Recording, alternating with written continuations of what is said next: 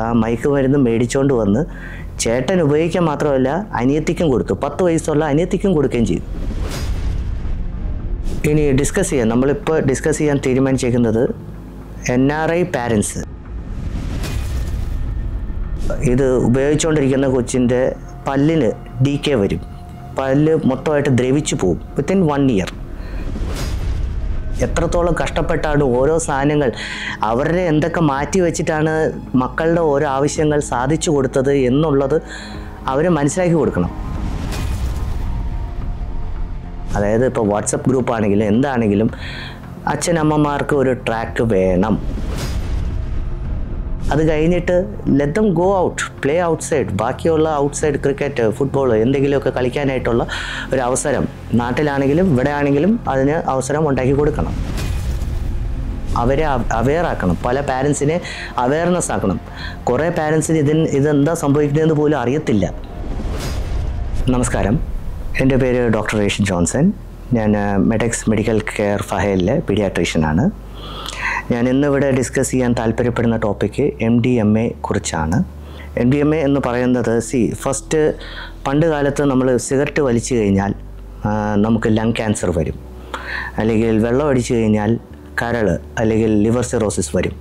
എന്നാൽ MDMA പോലെയുള്ള വസ്തുക്കൾ അത് വലിക്കുകയോ ഇഞ്ചെക്റ്റ് ചെയ്യുകയോ ഒക്കെ ചെയ്തു കഴിഞ്ഞാൽ ബ്രെയിൻ സെൽസാണ് ഡിസ്ട്രോയ് ആവുന്നത്. അപ്പോൾ ഇതിലുള്ള കുഴപ്പം എന്താണെന്ന് വെച്ച് കഴിഞ്ഞാൽ ഇത് പല ടൈപ്പുണ്ട്. MDMA ഈസ് ഇൻ ടാബ്ലറ്റ് ഫോമിലുണ്ട്, ആൻഡ് ഇൻ ലിക്വിഡ് ഫോമുണ്ട്, ഇൻഹലേഷൻ ഫോമിലുണ്ട്. അപ്പോൾ ഇത് എടുത്തു കഴിഞ്ഞാൽ 30 to 40 മിനിറ്റ്സിനുള്ളിൽ ഇത് ആക്ട് ചെയ്ത് തുടങ്ങും. And it acts up to 8 hours. 8 hours ഇത് പെർസിസ്റ്റ് ചെയ്തുകൊണ്ടേയിരിക്കും. അപ്പോൾ ഇതിലുള്ള കുഴപ്പം എന്താണെന്ന് വെച്ച് കഴിഞ്ഞാൽ immediately when you take what exactly happens in the ബ്രെയിനിൽ എന്താ സംഭവിക്കുന്നത് വെച്ച് കഴിഞ്ഞാൽ the serotonin level will be increased. നോർമലായിട്ട് നമുക്കൊരു ഇമോഷണൽ ഇത് വരുമ്പോഴേക്കും സെറട്ടോണിൻ ലെവൽ നമ്മുടെ ശരീരത്തിലുണ്ടാവും. പക്ഷേ ഈ MDMA പോലെയുള്ള മയക്കുമരുന്ന് എടുക്കുമ്പോഴേക്കും ആ സെറട്ടോണിൻ ലെവൽ 10,000 മടങ്ങാണ് ആ ന്യൂറോ സിനാപ്റ്റിക് റിസപ്റ്റേഴ്സിൻ്റെ അവിടെ പ്രൊഡ്യൂസ് ചെയ്യുന്നത്. ആ ന്യൂറോ സിനാപ്റ്റിക് റിസപ്റ്റേഴ്സിൻ്റെ അവിടെ പ്രൊഡ്യൂസ് ചെയ്ത് ദെയർബൈ ആ ബ്രെയിൻ സെൽസ് തന്നെ ഡെത്ത് ആവുകയാണ് ചെയ്യുന്നത്. അപ്പോൾ ഇതിൽ എന്താ കുഴപ്പമെന്ന് വെച്ച് കഴിഞ്ഞാൽ ആ സമയത്ത് എടുക്കുന്ന ആളോ കുട്ടികളോ ആരായാലും അവർ ഉറക്കം ഉണ്ടാവത്തില്ല, അവർ വെരി ആക്റ്റീവായിരിക്കും, ഗുഡ് മൂഡായിരിക്കും, ആൻഡ് എന്ത് ചെയ്യാനായിട്ടുള്ള ഒരു പവർ സ്ട്രെങ്ത് കിട്ടുന്നു, അതിനുള്ള ഒരു സ്ട്രെങ്ത് കിട്ടുന്നു. അതുകൊണ്ട് അതിന് സ്പീഡെന്നും പറയുന്ന ഒരു ഡ്രഗായിട്ടും പേര് വന്നിട്ടുണ്ട്. ഇങ്ങനെയാണ് അത് വരുന്നത്. സോ ആഫ്റ്റർ ഒരു 8 hours കഴിയുമ്പോഴേക്കും വാട്ട് ഹാപ്പൻസ്, നമ്മുടെ ബോഡി തന്നെ ഇത് റിജക്റ്റ് ചെയ്യും. അപ്പോൾ നമ്മുടെ ബോഡി റിജക്റ്റ് ചെയ്യുമ്പോഴേക്കും ഈ serotonin level automatically it comes down. ഇപ്പോൾ നോർമലായിട്ട് നമ്മൾ നോർമൽ ലൈഫ് സ്റ്റൈലിലേക്ക് വരുമ്പോഴേക്കും 8 hours കഴിഞ്ഞ് വരുമ്പോഴേക്കും എടുക്കുന്ന വ്യക്തി, അത് കൊച്ചായാലും പെൺകുട്ടിയായാലും ആൺകുട്ടിയായാലും ആരായാലും, അവർ പെട്ടെന്ന് ഡിപ്രഷനിലേക്ക് പോകും, പെട്ടെന്ന് മൂഡ് സ്വിങ്സ് വരും. At the same time increased thirst വരും. ആൻഡ് ആ സമയത്ത് തന്നെ ബോഡി ഹീറ്റ് വല്ലാതെ റൈസ് ആവുന്നു, ഹാർട്ട് ബീറ്റ് കൂടുന്നു. അതുകൊണ്ട് തന്നെ ഹീറ്റ്, കാർഡിയാക് അറസ്റ്റ് അങ്ങനത്തെയുള്ള അസുഖങ്ങൾ ഇമ്മീഡിയറ്റ് ആയിട്ട് വരുന്നുണ്ട്. പിന്നെ ഇതുവഴി അഡിക്ഷൻ ആവുന്ന കുട്ടികളോ അഡൽസോ ആരാന്ന് വെച്ച് കഴിഞ്ഞാൽ കുട്ടികളിലാണ് കൂടുതലും ഞാൻ കോൺസെൻട്രേറ്റ് ചെയ്യുന്നത്. അഡിക്റ്റ് ആവുന്നവർ എന്താ പറ്റുന്നത് വെച്ച് കഴിഞ്ഞാൽ അവർ സ്ലോ ആൻഡ് സ്റ്റഡി ആയിട്ട് വീണ്ടും ഈ സാധനങ്ങൾ കൂടുതലായിട്ട് ഉപയോഗിച്ച് വരുമ്പോഴേക്കും ഒരു കൊല്ലം, അത് പ്രത്യേകിച്ച് വീട്ടുകാർ അറിയണമെന്ന് നിർബന്ധമില്ല, അറിയാതെ തന്നെ ചെയ്യുന്ന കാര്യങ്ങളാണിത്. ഉപയോഗിച്ച് വരുമ്പോഴുള്ള കുഴപ്പമെന്ന് വെച്ച് കഴിഞ്ഞാൽ ഇതിൽ ലോങ് ടേം സൈഡ് എഫക്ട്സ് എന്ന് പറയുന്നത് ഒന്ന് ഡിപ്രഷൻ വല്ലാതെ വരും, അഗ്രസീവ്നെസ് ആൻഡ് കൊലപാതകം ഉണ്ടാക്കാനായിട്ടുള്ള ആ ഒരു ടെൻഡൻസി വരും. അതായത് ഇത് കിട്ടാതെ വരുമ്പോഴേക്കുമുള്ള. പിന്നെ അത് കഴിഞ്ഞാൽ സൂയിസൈഡൽ ടെൻഡൻസി. ഇതൊക്കെയാണ് ഇതിൻ്റെ വിഡ്രോവൽ സിൻഡ്രോംസ് എന്ന് പറയപ്പെടുന്നത്. പിന്നെ ഇപ്പോൾ ഒരു നോർമൽ കൊച്ചിൻ്റെ കാര്യത്തിൽ പറയുകയാണെങ്കിൽ, നോർമൽ കുട്ടിയുടെ കാര്യത്തിൽ പറയുകയാണെങ്കിൽ, ഇത് ഉപയോഗിച്ചുകൊണ്ടിരിക്കുന്ന കൊച്ചിൻ്റെ പല്ലിന് DK വരും. പല്ല് മൊത്തമായിട്ട് ദ്രവിച്ചു പോകും വിത്തിൻ 1 ഇയർ. ഹെൽത്തി ഡെൻ്റലുള്ള ഒരു കൊച്ച് വിത്തിൻ 1 ഇയർ ആകുമ്പോഴേക്കും അത് ദ്രവിച്ചു പോകും. അത്രയ്ക്കും വ്യത്യാസമാണ് അത് കാണുന്നത്. പിന്നെ നമുക്ക് ഇത് MDMA നമ്മുടെ ബ്ലഡുകളിൽ നിന്നറിയാം. ബ്ലഡിൽ MDMAയുടെ പ്രസൻസ് ഫോർ ഫസ്റ്റ് 2 days ബ്ലഡിലുണ്ടാവും, സലൈവയിലുണ്ടാവും. Then for about 4 days in യൂറിനിലുണ്ടാകും. ആൻഡ് അബൌട്ട് 90 days HDMAയുടെ deposit will be there in the hair. അപ്പോൾ ഇങ്ങനെയാണ് ഇതിൽ ക്ലാസിഫൈ ചെയ്യുന്നത്. അതനുസരിച്ച് നമുക്ക് ടെസ്റ്റുകൾ ചെയ്ത് വേണമെങ്കിൽ കണ്ടെത്താം MDMA എടുത്തിട്ടുണ്ടോ ഇല്ലയോ എന്നുള്ള രീതിയിൽ. അടുത്തതായിട്ട് ഞാൻ ഡിസ്കസ് ചെയ്യാൻ പോകുന്നത് ഈ എന്തുകൊണ്ടാണ് MDMA പിള്ളേർ കൂടുതലും എടുക്കാനായിട്ടുള്ള കാരണങ്ങൾ പറയുമ്പോൾ 3-4 കാരണങ്ങളുണ്ട്. ഒന്നാമത്തെ കാരണം വീട്ടിനകത്ത് തന്നെ there is a lack of communication between parents and child. അതായത് അവർക്ക് ഓപ്പണായിട്ട് ഡിസ്കസ് ചെയ്യാൻ പറ്റുന്നില്ല, അവരുടെ വിഷമങ്ങൾ ഡിസ്കസ് ചെയ്യാൻ പറ്റാത്ത അവസ്ഥ വരുമ്പോഴേക്കും they fall into different companies, different ഫ്രണ്ട്ഷിപ്പ്. അപ്പോൾ അതിൽ ഇതേപോലത്തെ ഉള്ള അഡിക്ഷൻ, അങ്ങനത്തെ MDMA പോലെയുള്ള കാര്യങ്ങളിലേക്ക് അഡിക്റ്റ് ആവാനായിട്ടൊരു ചാൻസ് ഉണ്ട്. 1. 2, ഇപ്പോഴത്തെ പാർട്ടി, ഇപ്പോൾ late night parties, DJ parties, rave parties എന്നൊക്കെ പറഞ്ഞുകൊണ്ട് കുറേ പാർട്ടീസ് ഉണ്ട്.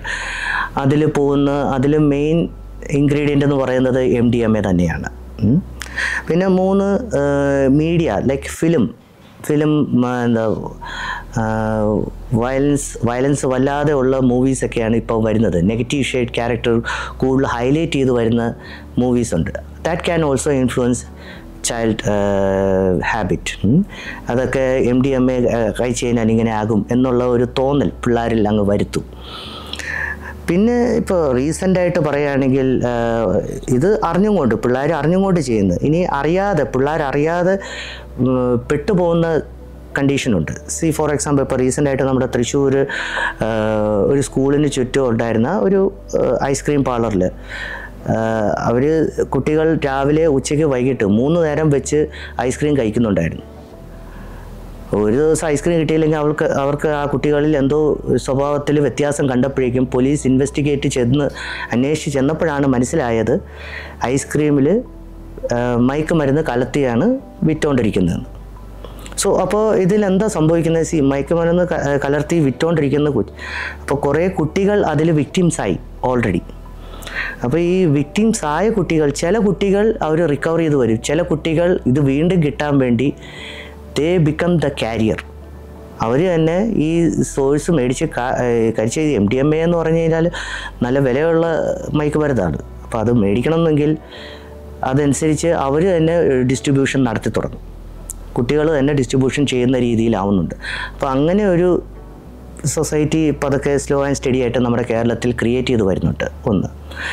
ഇപ്പോൾ റീസെൻ്റായിട്ട് പറയുകയാണെങ്കിൽ എന്താ പറയുക, ഇപ്പോൾ നമ്മുടെ നാട്ടിൽ താമസിക്കുന്ന പാരൻസ് അച്ഛനമ്മയുടെ കൂടെ താമസിക്കുന്ന ഒരു 10 വയസ്സും 12 വയസ്സും ഉള്ള കൊച്ചിൻ്റെ കാര്യമാണ് പറയുന്നത്. 10 വയസ്സ് ചേട്ടൻ ഇതേപോലെ നമ്മുടെ എളമക്കരയിൽ നിന്ന് നെടുമ്പാശ്ശേരി വരെ സൈക്കിൾ ചവിട്ടി പോയി സാധനം മേടിച്ച്, അതായത് വീട്ടിൽ ഇടുന്ന ലോക്കറിൽ ഇടുന്ന 3 ലക്ഷം രൂപ അച്ഛനമ്മ അറിയാതെ നമ്പർ ലോക്ക് ഇട്ട് ഓപ്പൺ ചെയ്ത് കൊണ്ടുപോയി 3 ലക്ഷം രൂപ കൊടുത്ത് ആ മയക്കുമരുന്ന് മേടിച്ചുകൊണ്ട് വന്ന് ചേട്ടൻ ഉപയോഗിക്കാൻ മാത്രമല്ല അനിയത്തിക്കും കൊടുത്തു, 10 വയസ്സുള്ള അനിയത്തിക്കും കൊടുക്കുകയും ചെയ്തു. അപ്പം ഇങ്ങനത്തെയൊക്കെ സംഭവങ്ങളാണ് നമ്മുടെ നാട്ടിൽ നടക്കുകയാണ്. എറണാകുളത്തും തൃശ്ശൂരും ആ ഭാഗത്തൊക്കെ ആയിട്ട് കൂടുതൽ നടക്കുന്നുണ്ട് ഇപ്പോൾ. ഇതിലെല്ലാം ഉള്ള കുഴപ്പം എന്താണെന്ന് വെച്ച് കഴിഞ്ഞാൽ there is A lack of communication between the parents and children. അപ്പോൾ അത് നമ്മൾ ആ കമ്മ്യൂണിക്കേഷൻ ബാരിയർ ബ്രേക്കപ്പ് ചെയ്യണം, ആ കമ്മ്യൂണിക്കേറ്റ് ചെയ്യാൻ പറ്റുന്ന രീതിയിലാക്കണം. ഇനി നമ്മളിപ്പോൾ ഡിസ്കസ് ചെയ്യാൻ തീരുമാനിച്ചേക്കുന്നത് NRI പാരൻസ്. ഇപ്പോൾ ഫോർ എക്സാമ്പിൾ അച്ഛനമ്മ ഇവിടെയും മക്കൾ നാട്ടിലും ഗ്രാൻഡ് പാരൻസിൻ്റെ കൂടെയോ അല്ലെങ്കിൽ ബോർഡിങ്ങിലോ, അല്ലെങ്കിൽ അമ്മ എവിടെയും അച്ഛൻ നാട്ടിലും പിള്ളേർ അച്ഛൻ്റെ കൂടെയോ, അങ്ങനെ തിരിച്ചും ആവാം. അപ്പം അങ്ങനെയുള്ള സാഹചര്യത്തിൽ നമുക്ക് എന്ത് ചെയ്യാം എന്നുള്ള ഒരു കണ്ടീഷനെ കുറിച്ചാണ് നമ്മളിപ്പോൾ സംസാരിക്കാൻ തീരുമാനിക്കുന്നത്. അപ്പോൾ ഇതിൽ ഫസ്റ്റ് നമ്മൾ പറയുന്നത് സ്പെൻഡിങ് ക്വാളിറ്റി ടൈം എന്ന് പറഞ്ഞു കഴിഞ്ഞാൽ ഓൾവേസ് ഇറ്റ് ഷുഡ് ബി എന്താ പറയുന്നത് മീനിങ് കോൺവെർസേഷൻ. പിള്ളേരായിട്ട് ഓപ്പൺ ടോക്ക് നടത്താൻ ശ്രമിക്കണം ഓൾവേസ്. പിള്ളേർ വിചാരിക്കുന്ന രീതിയിലേക്ക്, പിള്ളേരുടെ ആഗ്രഹം എന്താണ്, അതാണ് നമ്മൾ മനസ്സിലാക്കേണ്ടത്. പിള്ളേർ എന്ത് പറഞ്ഞാലും സാധിച്ചു കൊടുക്കുകയല്ല വേണ്ടത്. പിള്ളേർക്ക് ഒരു പ്ലാറ്റ്ഫോം ഉണ്ടാക്കി കൊടുക്കണം. അവർക്ക് എന്തും അച്ഛനമ്മയായിട്ട് ഡിസ്കസ് ചെയ്യാം, ഓപ്പണായിട്ട്, without any punishment, without any judgment. അങ്ങനെ ഒന്നും ചെയ്യത്തില്ല എന്ന് ഒരു ഒരു അച്ഛനോ അല്ലെങ്കിൽ അമ്മയോ ആരെങ്കിലും ഒരാളത് കാണിച്ചു കൊടുത്തു കഴിഞ്ഞാൽ ആ പ്ലാറ്റ്ഫോമിലേക്ക് പിള്ളേർ വരികയും അവരുടെ ഉള്ളിലുള്ള വിഷമങ്ങൾ അല്ലെങ്കിൽ അവർ ഏതെങ്കിലും ബൈ മിസ്റ്റേക്കിൽ അബദ്ധങ്ങളിൽ ചെന്ന് ചാടിയിട്ടുണ്ടെങ്കിൽ അത് കംപ്ലീറ്റ് അവർ കൃത്യമായിട്ട് റിവീൽ ചെയ്യും. ആ റിവീൽ ചെയ്യുന്ന സമയത്ത് കയറി അവരെ പണിഷ് ചെയ്യാൻ പോകരുത്. അവരെ സമാധാനിപ്പിച്ച് അതിലൊരു സൊല്യൂഷൻ കണ്ടെത്താനാണ് നോക്കേണ്ടത്. അങ്ങനെ സൊല്യൂഷൻ കണ്ടെത്തുന്നു എന്നറിയുമ്പോഴേക്കും പിള്ളേർ പിന്നെ മറ്റ് ബാഡ് കമ്പനികളിലേക്ക് പോകത്തില്ല. അവർ എന്ത് പ്രശ്നമുണ്ടെങ്കിലും അച്ഛനമ്മമാരുടെ അടുത്തേക്കേ വരത്തുള്ളൂ. പിന്നെ അതാണ് ഒരു സ്പെൻഡിങ് ക്വാളിറ്റി ടൈം. അപ്പോൾ നമ്മുടെ സെക്കൻഡ് പോയിൻ്റ് എന്താണെന്ന് വെച്ച് കഴിഞ്ഞാൽ creating an emotional and safe environment. അപ്പോൾ ഇതും സെയിം തന്നെ, നേരത്തെ പറഞ്ഞ പോലെ തന്നെയാണ്. പിള്ളേർക്ക് കംഫർട്ടബിളായിട്ട് ഡിസ്കസ് ചെയ്യാനായിട്ടുള്ള ഒരു പ്ലാറ്റ്ഫോം അച്ഛനമ്മമാർ ഉണ്ടാക്കി കൊടുക്കണം. അത് വിത്തൗട്ട് എനി പണിഷ്മെൻ്റ് ആയിരിക്കണം. പിന്നെ തേർഡ് പോയിൻ്റ് എന്ന് പറയുന്നത് teaching financial and emotional values. Financial and emotional values എന്ന് പറയുമ്പോഴേക്കും പൈസ എന്ന് പറയുന്ന ഒരു ടൂള് മാത്രമാണ്, അതല്ലാതെ അതൊരു സ്റ്റാറ്റസ് ആയിട്ട് എടുക്കരുത്. പൈസ ഉണ്ടെങ്കിൽ എല്ലാമായി എന്ന് വിചാരിക്കരുത്, അങ്ങനെയും വിചാരിക്കാൻ പാടില്ല. അപ്പോൾ ഇതിലുള്ള ആ പിള്ളേർക്ക് അതിൻ്റെ ആ ഇമ്പോർട്ടൻസ്, പൈസ വേണം, എന്താവശ്യത്തിനും വേണം, അതിൻ്റെ ഇമ്പോർട്ടൻസ് പിള്ളേരെ മനസ്സിലാക്കി കൊടുക്കണം. ആൻഡ് ഓരോ അച്ഛനും അമ്മയ്ക്കും അവരുടേതായിട്ടുള്ള സ്ട്രഗിൾസും കഷ്ടപ്പാടുകളും എല്ലാം ഉണ്ടാവും. അത് 90% പാരൻസ് അവരുടെ പിള്ളേരെ അറിയിക്കാതെയാണ് വളർത്തുന്നത്. അവിടെയാണ് ആ തെറ്റ് വരുന്നത്. ആ പിള്ളേരെ അറിയിക്കണം, അവർ ഏത് വഴിയിലൂടെ കടന്നു പോയത്, എത്രത്തോളം കഷ്ടപ്പെട്ടാണ് ഓരോ സാധനങ്ങൾ അവരുടെ എന്തൊക്കെ മാറ്റി വെച്ചിട്ടാണ് മക്കളുടെ ഓരോ ആവശ്യങ്ങൾ സാധിച്ചു കൊടുത്തത് എന്നുള്ളത് അവരെ മനസ്സിലാക്കി കൊടുക്കണം.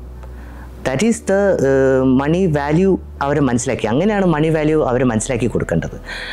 അപ്പോൾ അങ്ങനെ ഒരു മണി വാല്യൂ മനസ്സിലാക്കുമ്പോഴേക്കും അവർ ഈ MDMA പോലെയുള്ള സാധനങ്ങൾ മേടിക്കാനും പർച്ചേസ് ചെയ്യാനും അവർ പോകത്തില്ല. കാര്യം അവർക്ക് അറിയാം കഷ്ടപ്പാട്, ഇത്രയും അച്ഛനമ്മയും കഷ്ടപ്പെട്ടത് കൊണ്ടാണ് അവരെ വളർത്തിയത് എന്നുള്ളത് അവർ തിരിച്ചറിയുമ്പോൾ അവരെന്തായാലും അതിലേക്ക് മാറത്തില്ല. അപ്പോൾ അത് നമ്മൾ കൃത്യമായിട്ട് ഡിസ്കസ് ചെയ്യണം.